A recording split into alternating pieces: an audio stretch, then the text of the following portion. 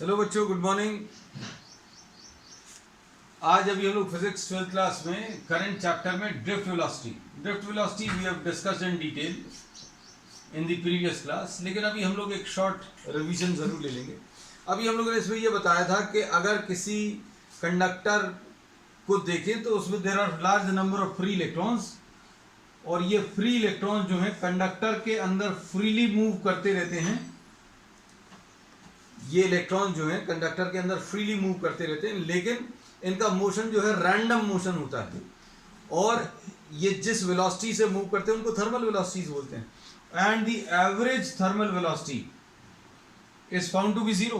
Average thermal velocity zero क्यों? क्योंकि बहुत सारे इलेक्ट्रॉन्स हैं और उनका रैंडम डायरेक्शन है। कुछ की वेलोसिटीज ऊपर की तरफ है, कुछ की राइट की, कुछ की लेफ्ट की तरफ, कुछ की डाउनवर्ड्स।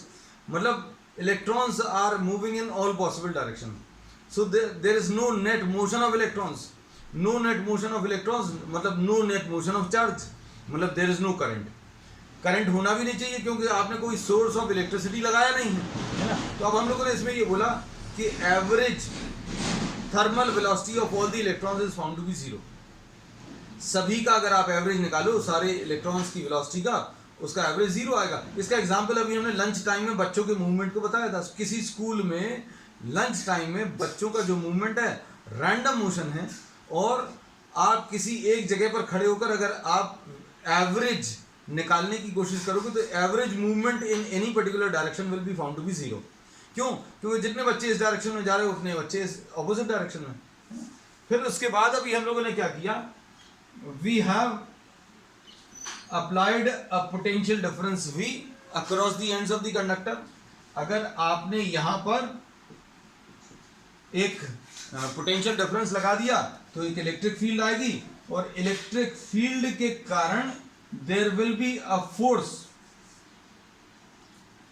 इलेक्ट्रिक फील्ड की वैल्यू कितनी आ जाएगी? V divided by L। और इस इलेक्ट्रिक फील्ड के कारण force acting on the electrons, force acting on the electrons ये माइनस E इंटू ई आएगा। Force acting on the electrons will be E into E. Minus sign ये बताएगा कि electric field का डायरेक्शन और force acting on the electrons का direction opposite रहेगा। ये इलेक्ट्रिक फील्ड ऐसी कुछ है, पॉजिटिव से नेगेटिव, और इलेक्ट्रॉन क्या होंगे? इसके इलेक्ट्रॉन नेगेटिव टर्मिनल से रिपेल होकर पॉजिटिव की तरफ मूव करेंगे। तो this is force acting on the electrons. Negative sign indicates that force acting on the electrons is opposite to the direction of electric field. अब इस फोर्स के कारण एक एक्सेलरेशन आएगा, और एक्सेलरेशन की वैल्यू कितनी आ जाएगी? Minus E by M. अब इस एक्सेलरेशन के कारण velocity of the electrons will tend to increase but will not increase to very large values. क्योंकि क्या होगा, कोई भी इलेक्ट्रॉन जब भी एक्सेलरेट करेगा, फ्री इलेक्ट्रॉन जब एक्सेलरेट करेगा तो रास्ते में एटम्स या आयन से टकराएगा, और टकराने पर उनका डायरेक्शन चेंज हो जाएगा, and it will be losing some part of velocity. कुछ हिस्सा जो है अपनी वेलोसिटी का लूज करते जाएंगे। एक्सेलरेशन इनकी वेलोसिटी बढ़ा रहा है, और कोलिशंस के कारण ये कुछ वेलोसिटी लूज करते जा रहे हैं। इसलिए हम लोग कहते हैं कि दोनों इफेक्ट जो है लगभग एक दूसरे को कॉम्पेंसेट करते हैं। एक्सेलरेशन वेलोसिटी बढ़ा रहा है, कोलिशंस के कारण कम हो रहा है। और एक्सेलरेट कब करता है? दो कोलिशंस के बीच में। जैसे यहां पर इलेक्ट्रॉन टकराया, टकराने के बाद एक्सेलरेट किया, और जब तक किसी दूसरे आयन से नहीं टकरा रहा, यहां पर टकराने के बाद यहां पर अगर टकरा रहा है, जितने समय के लिए वो नहीं टकरा रहा है, यानी कि एक्सेलरेट कर रहा है, उस टाइम को अभी हम लोग रिलैक्सेशन टाइम बोलते हैं। इसको अभी हम लोग रिलैक्सेशन टाइम बोलते हैं। So relaxation time is the average time taken between two successive collisions. दो कोलिशंस के बीच में समय जो है, उस समय के लिए इलेक्ट्रॉन एक्सेलरेट कर रहा है, ऐसा कह सकते हैं। और हमने इसमें यह भी बताया, despite of this acceleration the electrons can be assumed to be travelling with a constant speed. Despite of this acceleration का मतलब क्या है? एक्सेलरेशन है मतलब मन में यही आता है कि स्पीड बढ़नी चाहिए, लेकिन स्पीड बढ़ती तो है, लेकिन कोलिशंस के कारण वो स्पीड जो है कम भी होती जाती है। सो हियर वी से what happens that despite of this acceleration, the electrons can be assumed to be traveling with a constant speed, and this constant speed will be termed as the drift speed. इसको अभी हम लोग drift speed बोलते हैं. और ये drift speed अगर आपको निकालनी है तो v is equal to U plus A T आप यूज कर सकते हो. और v ये drift speed of the electrons will be equal to u the initial velocity of the electrons. ये अभी हम लोगों ने एवरेज थर्मल वेलोसिटी ये 0 लिया था, और a की value minus E into E divided by m ऐसा कुछ आया, और टाइम को अभी हमने टॉ ले लिया. तो ये अभी हम लोगों ने आज एक क्विक रिवीजन ले लिया of the concepts which we have discussed in the previous class. तो ड्रिफ्ट वेलोसिटी का इसमें ये रिलेशन आया है क्या, V D is equal to minus E by M into tau. ठीक है, टॉ इसमें क्या है, द एवरेज रिलैक्सेशन टाइम. अब इसमें अभी हम लोग क्या कहते हैं, ड्रिफ्ट वेलोसिटी जो है this is of the order of 10 to the power of -4 metres per second. इसकी जो वैल्यू है लगभग अंदाजा लेने के लिए 10 to the power of -4 metre per second ऐसी कुछ आती है. अब हम लोग आज इसमें नेक्स्ट टर्म ले रहे हैं. इतना सब अभी हम लोगों ने रिवाइज करने का ऑब्जेक्टिव ये था, क्योंकि अभी हम लोग जो नेक्स्ट टॉपिक लेने वाले हैं मोबिलिटी, ये रिलेटेड है किससे, ड्रिफ्ट वेलोसिटी वाले कॉन्सेप्ट से. तो नेक्स्ट टॉपिक लिख लेना, मोबिलिटी. मोबिलिटी को अभी हम लोग किससे, म्यू से रिप्रेजेंट करते हैं. इसको अभी हम लोग म्यू से रिप्रेजेंट करते हैं, और it is defined as what, it is defined as the drift speed और drift velocity per unit electric field. अगर आप 1 वैल्यू की इलेक्ट्रिक फील्ड अगर आप लगाएं तो कितना वेलोसिटी से उसके अंदर के इलेक्ट्रॉन्स ड्रिफ्ट करेंगे, उसको अभी हम लोग मोबिलिटी बोलते हैं.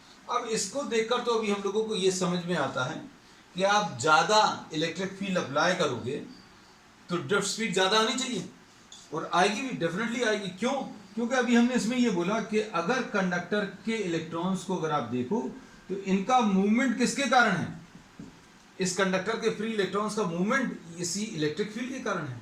मतलब क्या होगा, ये इलेक्ट्रॉन जो है इस नेगेटिव से रिपेल होगा और पॉजिटिव की तरफ अट्रैक्ट होगा, है ना. तो अब हम लोग इसमें ये कह सकते हैं कि जितना ज़्यादा ये नेगेटिव होगा उतना ज़्यादा स्पीड से ये इलेक्ट्रॉन लेफ्ट की तरफ आएगा. ठीक है, तो अब हम लोगों ने इसमें यही बोला था कि drift speed is found to be proportional to E. मतलब larger the value of electric field larger will be the drift speed. अब इसी के बेसिस पर अभी हम लोगों ने मोबिलिटी डिफाइन की है, एंड मोबिलिटी क्या आएगी, it is defined as the ratio of, इसको अगर लिखना है, it is defined as what, the ratio of drift speed to the electric field which is applied across the conductor और across the material. Conductor नहीं बोल रहा, क्योंकि mobility तो सभी टाइप के मटीरियल्स के लिए डिफाइन करेंगे. So mu is equal to V D upon E. अब इसमें वी डी की वैल्यू रख लो, ये कितनी है, ई अपॉन एम. ये वी डी की वैल्यू रख ली है, E upon M into tau है. तो अब इसमें ई और ई कैंसिल होगा, ई टॉ बाय एम. तो mu will be equal to E into tau divided by M, ऐसा कुछ आ जाएगा. नोट कर लो. अब यूनिट क्या आ जाएगी, यूनिट इसकी अभी हम लोग बता सकते हैं. यूनिट अगर आपको बतानी है तो इसमें क्या क्या चीज यूज हो रही है आप देखो. इसमें अभी हम लोग चार्ज, ये कूलम्स यूज कर रहे हैं, ये रिलैक्सेशन टाइम ये सेकेंड्स है, और ये मास है.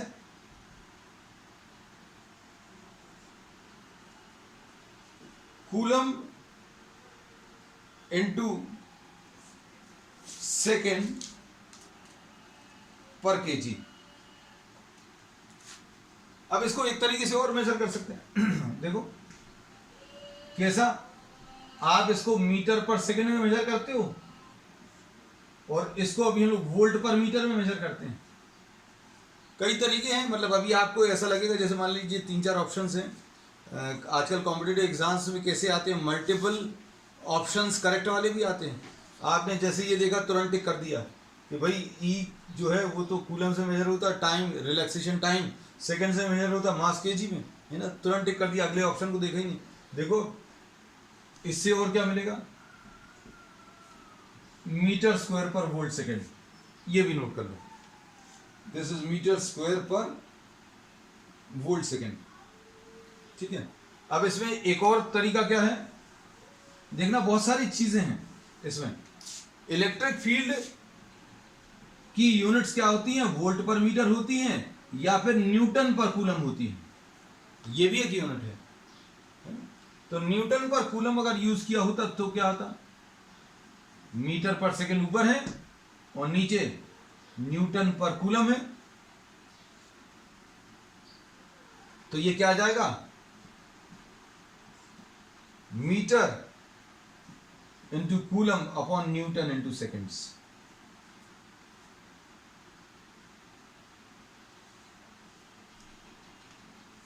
ठीक है, कोई दिक्कत तो नहीं इसमें। अब इसके बाद डायमेंशनल फॉर्मूला भी, ये 1 मार्क में, ये सारे 1 मार्क के क्वेश्चंस बनते हैं इनमें, जो जितनी सारी चीजें, तो ये अभी हम लोग बोलेंगे ये कितना आ जाएगा बेटा, इसका डायमेंशनल फॉर्मूला LT-1 और ई का फॉर्मूला अगर याद नहीं हो V डिवाइडेड बाय L ऐसा लिखते हैं, potential difference per unit length V divided bye D, V को W अपॉन Q लिखते हैं। अब ये वैल्यूज रख लो बेटा, W क्या है ml² T-2 और ये I इंटू टी आ जाएगा और इंटू L। तो अब इसमें क्या चीज कैंसिल होगी बेटा, एक तो L कैंसिल हो जाएगा, तो क्या बचेगा ml/T-2 अपॉन IT। बस इसको सिंप्लीफाई कर लेना, तो ये डायमेंशनल फॉर्मूला आ गया। ठीक है, नेक्स्ट इसके बाद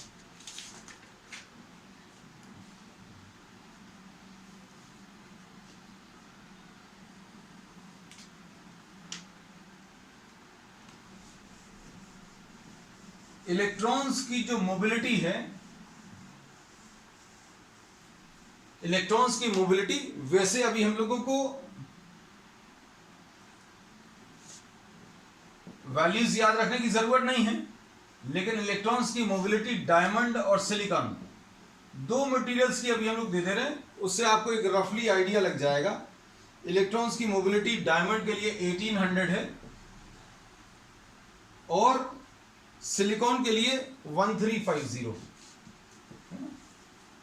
तो मोबिलिटी किसकी ज्यादा है, mobility of electrons for diamond is larger than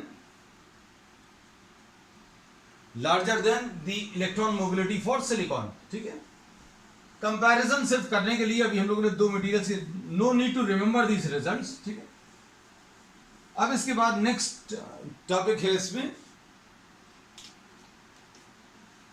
relationship between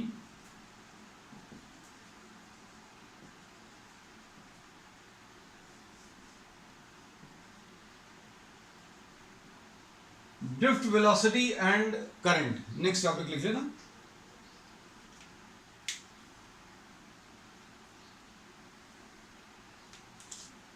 अब इसमें ड्रिफ्ट वेलोसिटी और करंट के बीच में अगर आपको रिलेशन निकालना है, तो अब हम लोग एक नया टर्म आज डिफाइन करने वाले हैं, N, the conduction electron density. इसके लिए अभी हम लोग एक नया टर्म डिफाइन कर रहे हैं, लिख लेना N, the conduction electron density, और this is also called the free electron density. इसमें नाम से जैसा ये सजेस्ट कर रहा है, it gives us an idea about the number of free electrons which are present in any material per unit volume। ये अभी हमें क्या आइडिया दे देगा, कितने number of free electrons present हैं in a material per unit volume. तो अब हम इसमें ये कहते हैं कि किसी भी कंडक्टर में there will be large number of free electrons, बहुत सारे नंबर ऑफ फ्री इलेक्ट्रॉन्स होंगे पर यूनिट वॉल्यूम। लेकिन अगर वही मटेरियल इंसुलेटर है तो हम लोग क्या बोलेंगे, उसमें नंबर ऑफ फ्री इलेक्ट्रॉन्स की जो संख्या है का जो नंबर है वो बहुत कम होगा। तो अगर n आपको दिया हुआ है किसी का कम किसी का ज्यादा, तो अभी हम लोग बोलेंगे जिसका कम है n मतलब वो इंसुलेटर है बहुत कम अगर है, और जिसका n की वैल्यू बहुत ज्यादा है तो वो अच्छा कंडक्टर हो सकता है ना। So this gives us an idea about the type of material. ये मटेरियल का टाइप है, मटेरियल की प्रॉपर्टी बताता है कि किस टाइप का ये मटेरियल है ना। Now suppose you are having what a conductor, suppose ये कोई कंडक्टर है जिसकी लेंथ L है और इसका area of cross section A है। इसका एरिया ऑफ क्रॉस सेक्शन अभी हम लोगों ने A ले लिया। नाउ सपोज जो ड्रिफ्ट वेलोसिटी का जो कॉन्सेप्ट है उसमें अभी हम लोगों ने यही पढ़ा है कि that this conductor will be having large number of free electrons. इसमें बहुत सारे नंबर ऑफ फ्री इलेक्ट्रॉन्स रहेंगे, लेकिन ये रैंडमली मूव करते रहेंगे और फिर इनको इन इलेक्ट्रॉन्स को अभी हम लोग एक डायरेक्शन देंगे। डायरेक्शन कैसे देंगे, आप इसको नेगेटिव टर्मिनल से कनेक्ट कर दीजिए और इस वाले एंड को आप किससे, पॉजिटिव टर्मिनल से ऑफ अ सेल। तो क्या होगा, ये नेगेटिव टर्मिनल जो है इलेक्ट्रॉन्स को रिपेल करेगा। या फिर अभी हम लोग बोलेंगे this acts as a source of charge. ये अभी हम लोग बाद में डिस्कस करेंगे क्योंकि वो कंप्लीटली एक डिफरेंट एस्पेक्ट है, क्योंकि अभी हम लोग टॉपिक से अलग हो जाएंगे। तो ये नेगेटिव टर्मिनल क्या करेगा, यहाँ के इलेक्ट्रॉन्स को रिपेल करेगा। इलेक्ट्रॉन्स इधर की तरफ मूव करेंगे और कितनी स्पीड से मूव करेंगे ये पता है हम लोगों को। ये तो पिछले टॉपिक्स के डिस्कशन से ये पता चल गया कि ये कांस्टेंट स्पीड से ट्रैवल कर रहे हैं, ऐसा अज्यूम कर सकते हैं। So these travel with a constant speed, what vd। अब इसके बाद इलेक्ट्रॉन्स अगर ऐसे ट्रैवल कर रहे हैं, मतलब करंट का ऐसा कुछ डायरेक्शन आएगा। करंट का डायरेक्शन कैसा होता है, करंट का direction is opposite to the direction of flow of negative charges. Electrons जैसे चलते हैं उसके ऑपोजिट डायरेक्शन में करंट आता है। ऐसा नहीं बोले तो ऐसा भी बोल सकते हैं कि जिस डायरेक्शन में पॉजिटिव चार्ज चल रहा है, भाई पॉजिटिव चार्जेस तो चलते ही नहीं, लेकिन कन्वेंशनली अभी हम लोग ये कहते हैं कि direction of current is the direction of flow of positive charges. तो पॉजिटिव चार्जेस ऐसे चल रहे हैं, लेकिन पॉजिटिव चार्जेस ऐसे नहीं चल रहे, इलेक्ट्रॉन्स ऐसे चल रहे हैं। इलेक्ट्रॉन्स का ऐसे मूवमेंट आप पॉजिटिव चार्जेस के ऐसे मूवमेंट से कंपेयर कर सकते हैं, है ना। अब इसमें देखो number of free electrons present, ये इससे निकाल सकते हैं। इसके बारे में क्या बताया था, this is total number of free electrons per unit volume. ये इसकी डेफिनेशन है, कंडक्शन इलेक्ट्रॉन डेंसिटी की डेफिनेशन क्या है, number of free electrons present in a material per unit volume. तो number of free electrons per unit volume ये अभी हम डिस्कस कर चुके हैं। मतलब अगर आपको नंबर ऑफ फ्री इलेक्ट्रॉन्स अगर इसके निकालने हैं तो क्या करना पड़ेगा, n को आपको किससे, वॉल्यूम से मल्टीप्लाई करना पड़ेगा। अब इसके बाद वॉल्यूम को अभी हम लोगों ने क्या लिख लिया, A into L। A is what? A is the area of cross section and L is the length of the conductor। अब ये number of free electrons, charge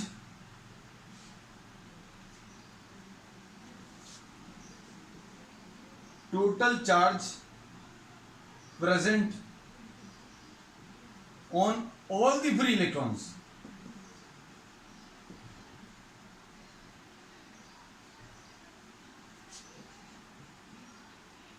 of the material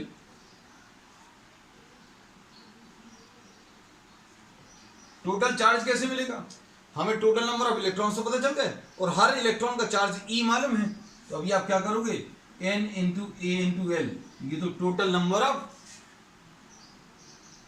charges पता चल गए, इनटू क्या, charge of each electron, ये electrons का number है और ये हर इलेक्ट्रॉन के ऊपर चार्ज है।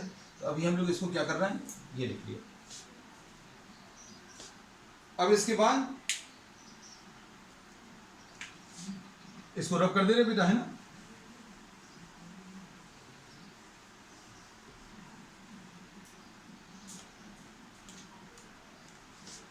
Time taken by each electron, अब इसमें आगे लिख लेना, time taken by each electron, time taken by electron to cross the conductor, पूरे कंडक्टर की लेंथ को क्रॉस करने में एल लेंथ है,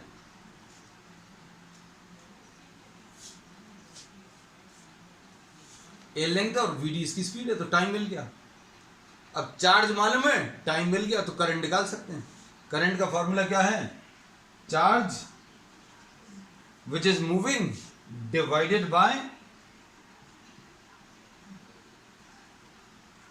ऐसा कुछ लिख सकते हैं। अब इसमें Q की वैल्यू कितनी है बेटा, N into A into L into E, और ये VD, इसमें L और L कैंसिल होगा, VD will be equal to I upon N into E into A। So this is the relation between what? This is the relation between drift velocity and current. है ना? तो अब इसमें अभी हम लोग ये कह सकते हैं कि ड्रिफ्ट वेलोसिटी जो है किसके ऊपर डिपेंड कर रही है, एरिया के ऊपर डिपेंड कर रही है ना, और किसके ऊपर डिपेंड कर रही है,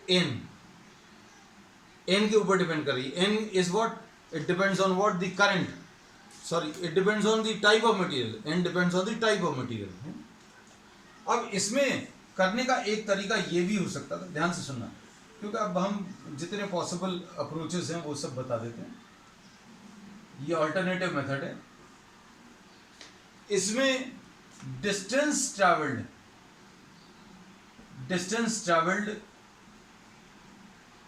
we are considering a small time interval, small interval. आप लोगों ने एक छोटा सा इंटरवल ले लिया, डेल्टा टी, है ना।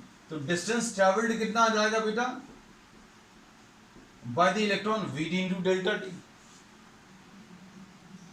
डिस्टेंस पता चल गया, हम लोगों ने ये रिलेशन खत्म हो गया, प्रूव हो गया। हम इसका एक और पॉसिबिलिटी बता रहे हैं, जो भी आपको इजी लगे उसको फॉलो कर लेना। तो अभी हमने इसमें ये बोला कि distance travelled by the electron will be VD into delta t. अब डिस्टेंस आ गया, वॉल्यूम कैसे मिलेगा, volume will be equal to area into what, the distance. Area को अगर आप लेंथ से मल्टीप्लाई कर दोगे तो क्या मिल जाएगा, वॉल्यूम मिल जाएगा। और वॉल्यूम अगर मिल गया तो नंबर ऑफ फ्री इलेक्ट्रॉन्स मिल जाएंगे। नंबर ऑफ फ्री इलेक्ट्रॉन्स, बेटा देखो जरा, नंबर ऑफ फ्री इलेक्ट्रॉन्स कैसे मिलेगा, n इंटू वॉल्यूम, मतलब n इंटू वॉल्यूम कितना है, a into VD into delta T, ऐसे कुछ आ गया। और चार्ज कैसे मिलेगा, चार्ज मिलेगा, नंबर ऑफ फ्री इलेक्ट्रॉन्स मिल गए, n into A into VD into delta T into E. ठीक, अब इसके बाद क्या करोगे, करंट निकालने का तरीका, आपको जो भी चीज अच्छी लगे बिल्कुल वही फॉलो करना, delta Q by delta T, ऐसा कुछ आएगा। डेल्टा क्यू की value n into A into VD into delta T into E divided by delta T, cancel हो गया। रिलेशन परफेक्टली बिल्कुल वैसे ही है।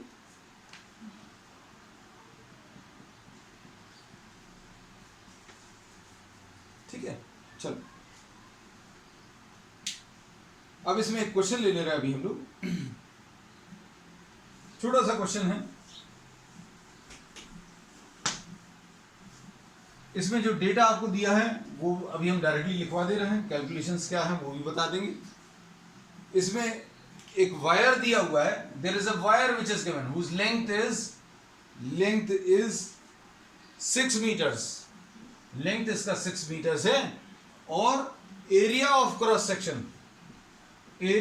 सेक्शन 1 मिलीमीटर स्क्वायर है, ठीक है।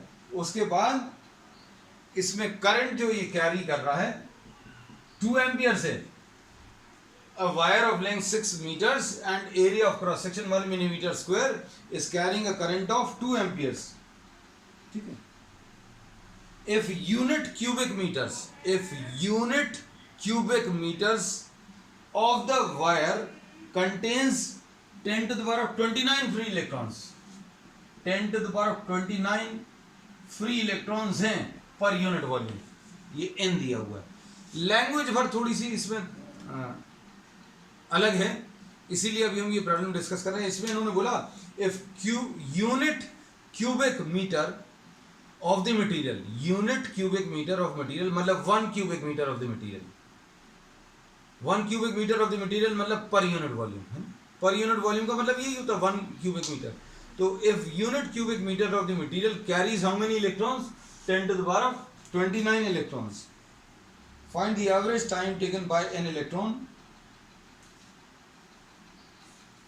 to cross the length of the wire, time निकालना है। अब आपको ये जो वायर दी है 6 मीटर्स की दी है, 6 मीटर मतलब आप 6 मीटर अंदाजे से कितना होता है, आपका जितना फ्लोर से लेकर रूफ तक का जो डिस्टेंस है वो अप्रोक्सीमेटली 3 मीटर्स है। और मतलब आपने एक वायर ले ली यहां से लेकर सेकेंड स्टोरी तक, या फिर जो हमारा ड्राइंग रूम है उसकी लेंथ अभी हम लोग अप्रोक्सीमेटली मान सकते हैं 6 मीटर्स, 6 मीटर लंबा अभी हम लोग कमरा, हमारे जो रूम्स हैं उनको अभी हम लोग मान सकते हैं 6 मीटर्स, है ना। अब ये टाइम आपको निकालना है। हम ये कैलकुलेशन इसलिए भी बता रहे हैं क्योंकि आपको ये बात समझ में आनी चाहिए।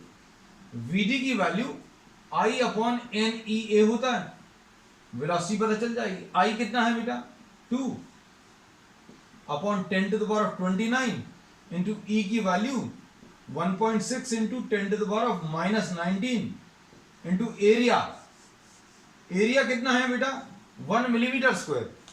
1 मिलीमीटर स्क्वायर का मतलब क्या है, 1 मिलीमीटर स्क्वायर का मतलब है 10 to the power of 1000 से 2 बार आप मल्टीप्लाई कर लें।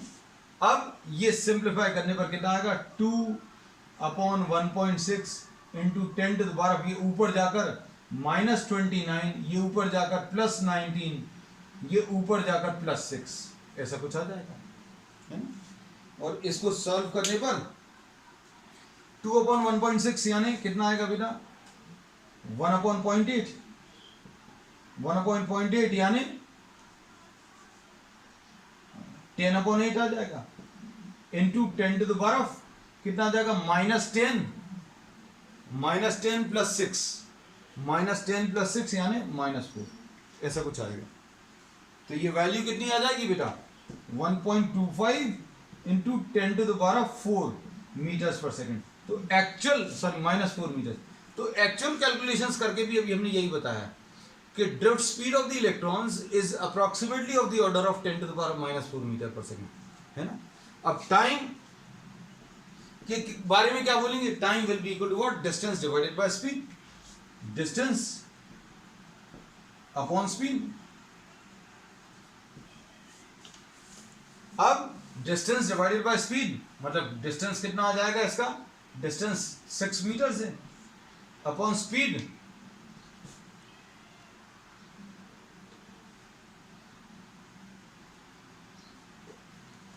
स्पीड कितनी है 1.25 into 10 to the power of -4 metres per second, है ना। तो अब ये सॉल्व करने पर कितना आ जाएगा 600 upon 125 into 10 to the power of 4, यानी ये कितना आ जाएगा 125 है, 25 5 25 2 50 24 आएगा, ऐसे कुछ आएगा into 10 to the power of 4, और 24/5 अप्रोक्सीमेटली अभी हम लोग सॉल्व कर सकते हैं कितना आ रहा है 24/5 into 10 to the power of 4 seconds, है ना। अब ये पूरा अगर आप सॉल्व करोगे तो ये लगभग कुछ घंटों में आएगा। ये कितना है अप्रोक्सीमेटली 13.3 आवर्स। तो अब ये देखो कितनी मतलब सुनने में कैसी अजीब चीज लग रही है कि अगर करंट आपने जैसे ही स्विच ऑन किया एक वायर में यहां से, और इलेक्ट्रॉन को यहां से लेकर वायर के एंड तक जो कि सेकंड स्टोरी पर है उधर तक पहुंचने में कितना समय लग रहा है? लगभग 13 घंटे लग रहे हैं। है स्ट्रेंज चीज। क्यों?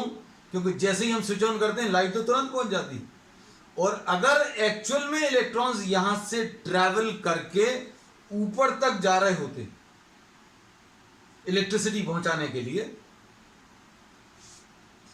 तो क्या होता? It would have taken how much time? 13.3 hours लगते ऊपर तक पहुंचने। तो अब आप इसके बारे में थोड़ा सा और सोचकर देखना कि जैसे ही हम लोग स्विच ऑन करते हैं वैसे ही तुरंत ऊपर का बल्ब जल जाता है सेकंड स्टोरी का। मान लीजिए अगर उसका स्विच यहाँ पर है, if the wire is 6 meters long, the time taken by the electron to travel from one end of the conductor to the other end will be 13.3 hours. ठीक है? तो just think about it. We'll be discussing this further on the next term. ठीक है? चलिए, that's all for today.